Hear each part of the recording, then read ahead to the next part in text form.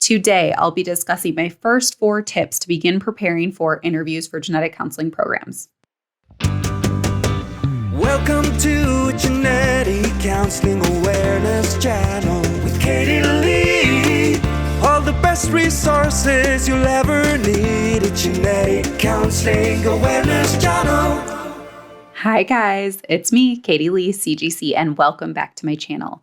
Today is Wannabe Wednesdays, and that means that I'll be talking about topics of interest for those of you who are interested in a career in genetic counseling.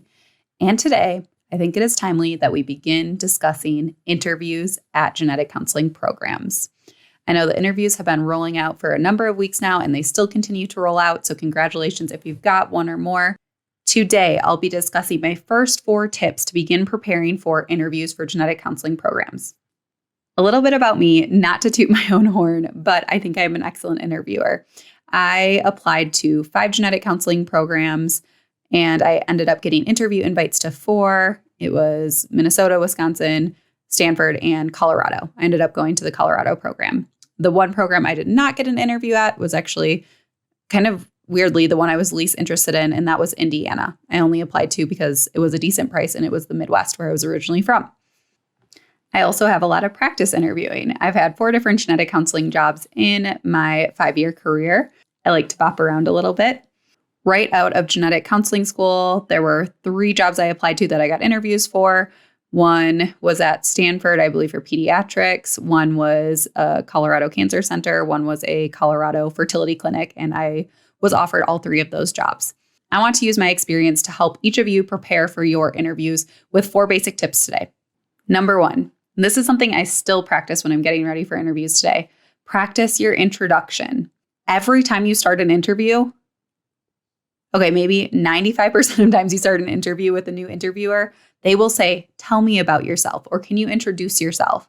And I would highly recommend that you have a beautiful introduction with an appropriate level of enthusiasm. When someone tells me to introduce myself, I usually aim for a 1 to 2 minute explanation about myself.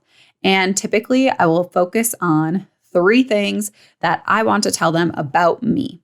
And if you guys are interested, I'm happy to share introductions like those I used when I was applying to genetic counseling school and maybe introductions from more recent interviews as a genetic counselor. So I can give you some examples. But what I want you to do is practice this. And for your interviews, because you are going to speak with so many interviewers, you can have more than 3 things and change them up. This will help you sound a little bit less rehearsed than if you just go through these same 3 bullet points every single time. And hopefully you are proud and have more than 3 things to talk about for yourself with an introduction. 1 or maybe even 2 of them might always be the same, but there might be one that you switch around depending on who you're speaking with or what you're feeling. I want you to practice. Practice your introduction, record yourself on your phone or on your computer, and play it back to yourself. I want you to look for a few different things. I want you to notice if you have an appropriate level of enthusiasm. This is your first impression you're making on this interviewer. That's the first thing they're asking. Tell me about yourself. And you should be excited to speak with them. So a little bit of enthusiasm, a little smile can go a long way. I want to make sure that you're not fidgeting, you're not playing with your hair or doing something with your hands or bouncing around too much. A very important part of genetic counseling is oftentimes speaking to patients. It's important that you are well-spoken. And I don't mean like using flowery language, that type of thing. I mean that you come off as a mature and intelligent individual. Also take a listen for vocalized pauses like, so, but, and try to eliminate those from your speech in general. I think that's something most of us are always working on. Let me know in a comment down below if you want to hear my intro, and I'd be happy to include that on next week's Wannabe Wednesday. Okay, tip number 2, start journaling some of your meaningful experiences that you are having while shadowing genetic counselors or doing informational interviews with genetic counselors. Anything having to do with your own volunteer advocacy experience. You will want to pull from these experiences for your interviews. It can be really helpful in answering a specific question or illustrating a certain concept. So start journaling how certain experiences or interactions made you feel. They can be challenging experiences where you think you would have done something different, or just something that was really interesting to you. If you're not currently involved in any activities, certainly think back to your past experiences and start writing down some experiences that you can pull from for interviews. Tip number 3, I want you to start researching schools now. Now, I know you've already done that in part because you chose which schools to apply to, but now you really got to dig in. If you've got that interview ticket, you need to start figuring out what is unique about the school. If you didn't already start making a list of the different aspects that make a program unique or exciting to you, start up that list, research your program director, research the assistant program director, talk to any acquaintances that are in the program to try and understand what makes it unique. And that way you can start thinking about questions you want to ask while you're there and things you want to highlight when you're interviewing about why you are excited for the program. And finally, tip number 4, I want you to start thinking about your general goals as a genetic counselor. During interviews, you will likely be asked multiple times what your goals are as a genetic counselor. What do you hope to achieve as a genetic counselor? What area do you imagine yourself working in as a genetic counselor? And you can think about this all different ways.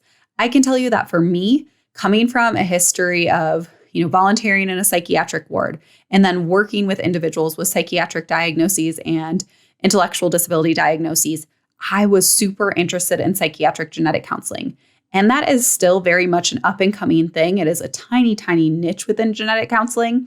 And I had a lot of experiences and specific stories that I could pull from to explain why I was so passionate and interested in psychiatric genetic counseling. And because it is a unique niche, I think that set me apart. Now, you do not need to like or prefer a unique specialty within genetic counseling to have a good answer here. But you need to think about, why are you passionate about a specific specialty? Or why are you passionate about being involved in training students once you're a genetic counselor, or research of a specific type once you're a genetic counselor? And tie it all together to show your passion, your interest, and your understanding of genetic counseling as a profession. All right, guys, so those are my first 4 tips to begin preparing for interviews for genetic counseling graduate school. Please like this video and subscribe. Let me know what questions you have about the interview process, and I'm excited to make more content for you all. I'm wishing you guys all luck as those interview invites keep rolling in. Hang in there, guys. Bye.